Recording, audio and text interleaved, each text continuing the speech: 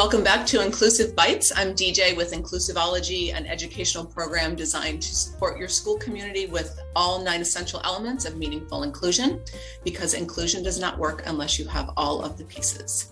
So this is a just really fun story about the 5-year-old and the fire extinguisher, and the importance of repetition and language. So when I was teaching, I had this lovely little 5-year-old child who was just adorable and sweet and fun, and he loved learning new language and new words. And so I had a fire extinguisher in my classroom, and he would slide into the classroom every day on his knees, and he would get right up close to the fire extinguisher and look at it.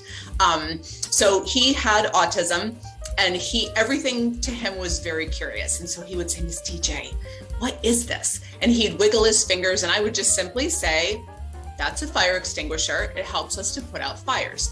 And so this interaction happened for weeks and weeks at a time, until one day he walked in, he found the fire extinguisher, and he wiggled his fingers, and he said, really excited, he goes, "Miss DJ, it's an exquitinger."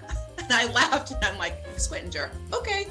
So he was so excited that he knew what it was. And I was excited because he was expanding his language and vocabulary, that we had our own little celebration of success right there in front of the exquitinger. So throughout his kindergarten year, his vocabulary expanded. He eventually learned that it was an extinguisher, and he was able to say that like I am right now.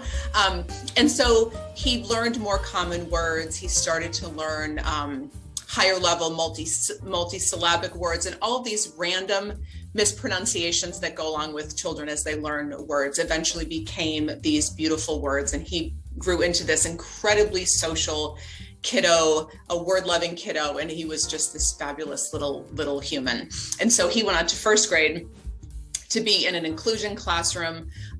He became a tremendous lover of reading and science and silliness. And while exquitinger is not a word, it's a fabulous memory for me and my little friend, because that silly word represents a lot to me. So don't be afraid to repeat things for your students and your kids at home.